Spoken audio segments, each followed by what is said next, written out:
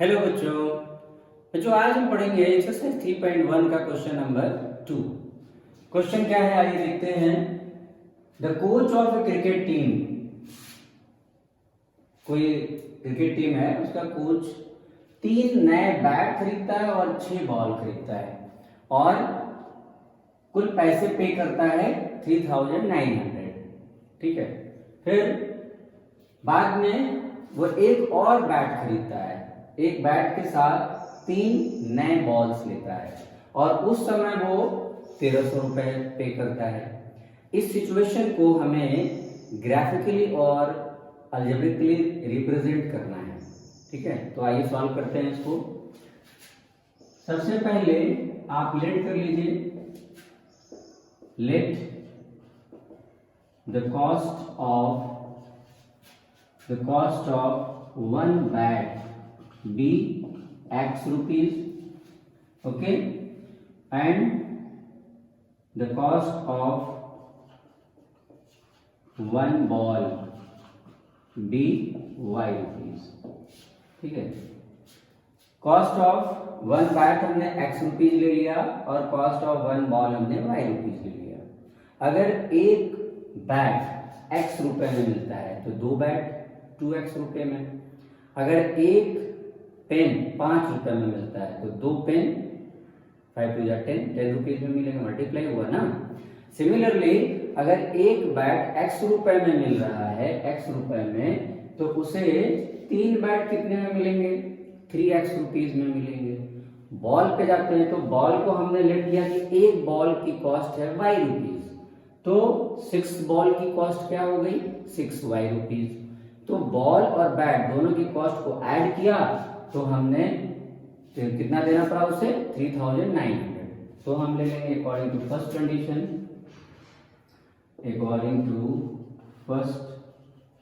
Condition, condition ये है कि उसने 3 बैट लिए। ठीक है, तो एक बैट की कॉस्ट x, 3 बैट की कॉस्ट 3x, एक बॉल की कॉस्ट y रुपये, तो 6 बॉल की कॉस्ट 6y रुपीज। दोनों को मिला करके पेमेंट कितना दिया गया, 3900। ठीक है, क्वेश्चन नंबर हमारा 1 हो गया। फर्स्ट सिचुएशन हो गई। सेकेंड कंडीशन,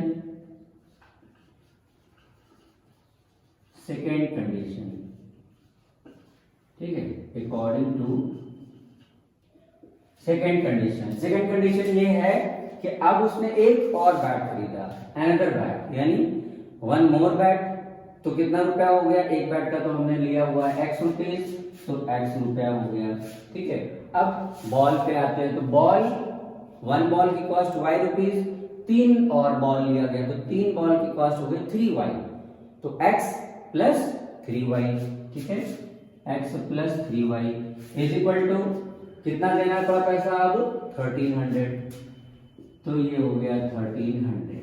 ठीक है, ये हो गए 2 इक्वेशन। यहां पे हमने एक जो है पड़ाव उसको पार कर लिया है। पहला पड़ाव क्या था, अलजेब्रिक रिप्रेजेंटेशन, यहां हमने कर लिया। अब हम इसी सिचुएशन को ग्राफ पे रिप्रेजेंट करेंगे। ठीक है, ग्राफिकली रिप्रेजेंटेशन यानी ज्योमेट्रिकली रिप्रेजेंटेशन। तो आइए ग्राफ बनाते हैं। इस सिचुएशन का ग्राफ बनाने के लिए हमें कम से कम 2 सोल्यूशन चाहिए दोनों इक्वेशन के, तो 2 सोल्यूशन बनाएंगे और फिर ग्राफ बनाएंगे। चलिए पहले दोनों का सॉल्यूशन।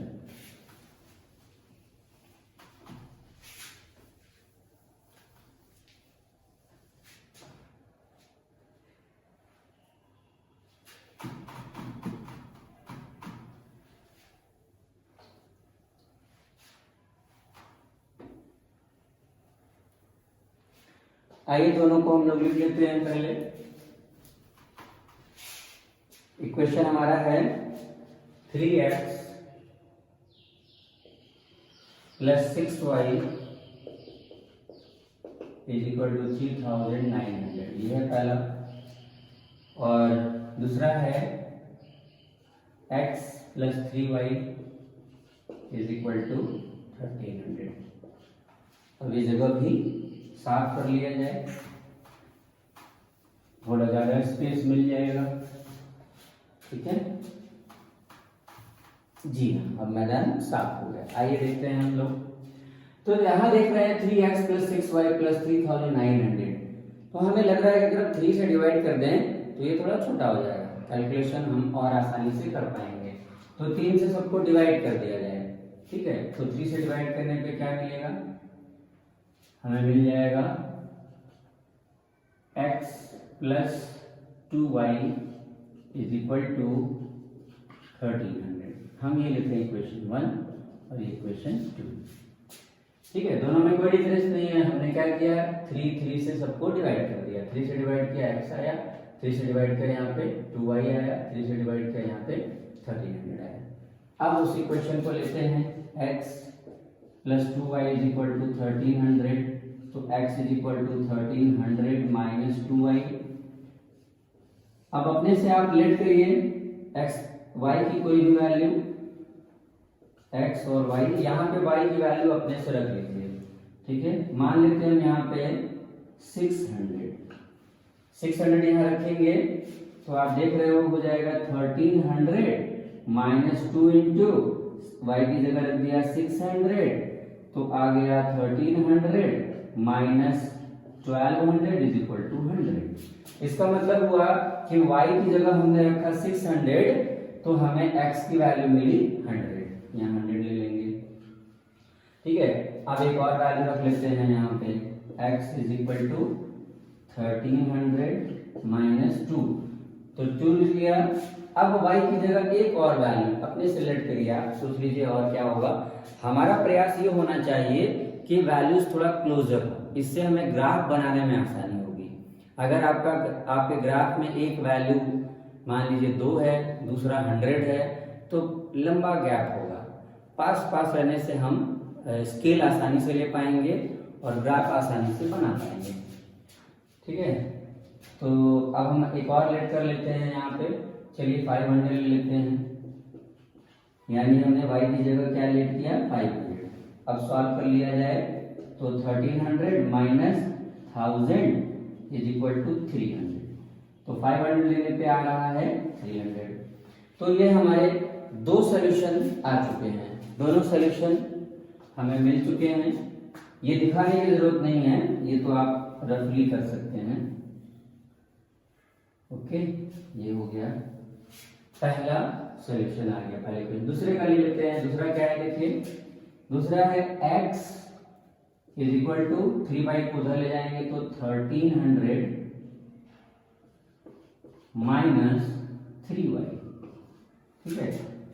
अब फिर से हम कम से कम दो वैल्यू निकालेंगे हम यहाँ पे भी, और हम क्या देख रहे हैं यहाँ पे x और y की जगह हम रख देंगे, क्या रख लिया जाए, चलिए 600 फिर से ले लेते हैं, 600, ठीक है। 600 लेंगे तो 1300 - 3 × 600, हमें मिलेगा 1300 - 1800, तो हमें आ रहा है कितना, 18 में से 1300 माइनस कर दीजिए, 5 - 500। तो 600 हमने अगर लिया y की वैल्यू, तो हमें x की वैल्यू मिली -500। एक आंसर, एक हमें सॉल्यूशन मिला। दूसरा एक और ले लीजिए, x = 1300 - 3। अब y की जगह एक और वैल्यू ले लेते हैं, एक और वैल्यू अपने सेलेक्ट कर लीजिए। चलिए ले लेते हैं, इस बार हम लोग 500 ले लेते हैं, तो 500 ले लेंगे तो 1300 - 1500 क्या आ गया, बोलिए -200, ठीक है। यानी हमने लेट किया y की जगह पे कितना 500, तो हमें x की वैल्यू मिल रही है -200। तो ये हो गया हमारा सॉल्यूशन। ये इसको कोई जरूरत नहीं कि आप इसे दिखाएं आंसर शीट में, दिखाना चाहते हैं तो दिखा भी सकते हैं, और नहीं दिखाना चाहते तो ये काम आप रफ पे भी कर सकते हैं, ठीक है। तो अब हमारे पास सॉल्यूशन आ चुके हैं, ग्राफ की तैयारी किया जाए। ग्राफ के लिए हमें सबसे पहले यहाँ पे इस तरह से कार्टेशियन प्लेन्स बनाने होंगे, ये हमने बना लिए, ठीक है। क्योंकि यहाँ पर देख रहे हैं आप मैक्सिमम 600 तक गया है, y पे 600 और x पे 500। तो हमें कम से कम 7 तक जाना चाहिए, 6 से 7 तक। तो इस बार स्केल ले लेते हैं, कितना 1 सेंटीमीटर अगर हम ले लेते हैं 100, तो ये हमारे लिए आसानी हो जाएगी। 200, 300, 400, 500, एक्स एक्सिस पे मैक्सिमम गया है 500, ठीक है, हो गया यहाँ तक। 100, 200, 300, 400, 500, 600, ऐसे ले लीजिए। -100, -200, -300, -400, -100, -200, -300, -400, -500, -600 और -700। 700 एक्स पर 600 तक जाना, वाई पे 600 तक है और एक्स पे 500 तक है, ठीक है। इस तरह का ग्राफ बना लेंगे। यहाँ एक्स, यहाँ एक्स डैश, यहाँ वाई और यहाँ वाई डैश लिखना ना भूलेंगे।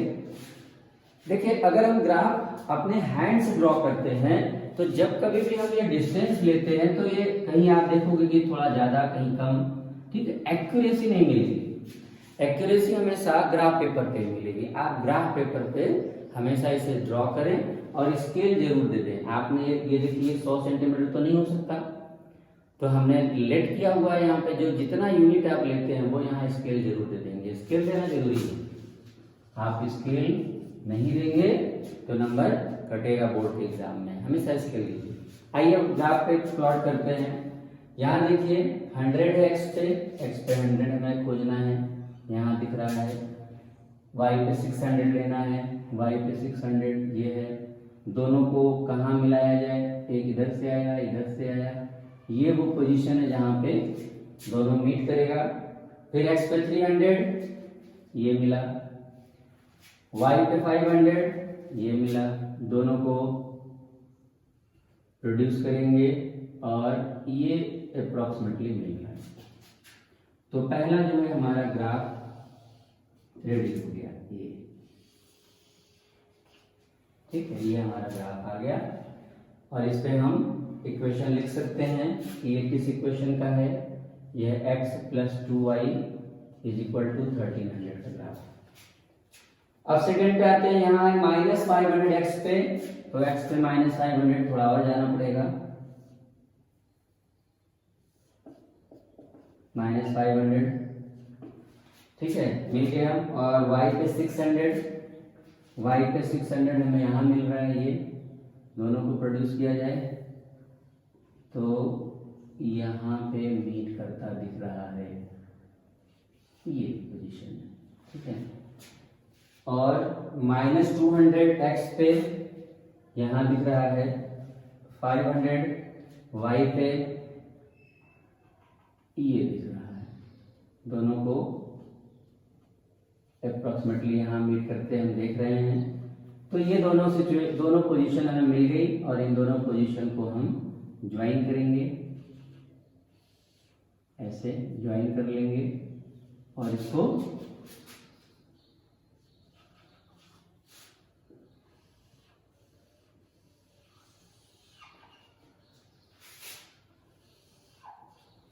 इस तरह से हम ड्रॉ कर देंगे, दोनों को मिला के प्रोड्यूस कर देंगे और हमारा ग्राफ तैयार हो गया।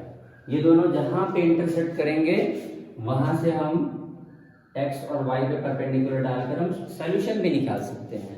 लेकिन क्वेश्चन की डिमांड सॉल्यूशन की नहीं है, वो बस इतना चाहता है हमसे कि हम उसे अलजेब्रिकली और ग्राफिकली यानी ज्योमेट्रिकली रिप्रेजेंट करें, और वो काम हमारा हो चुका है।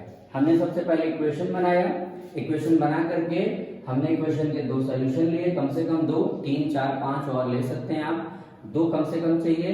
दोनों सॉल्यूशन से हमें क्या करना होगा, इससे ग्राफ पर दोनों उस पॉइंट्स को जो हमने यहाँ सॉल्यूशन निकाले हैं उसे पॉइंट आउट करेंगे और उनको मिलाते हुए लाइन ड्रॉ करेंगे, स्ट्रेट लाइन।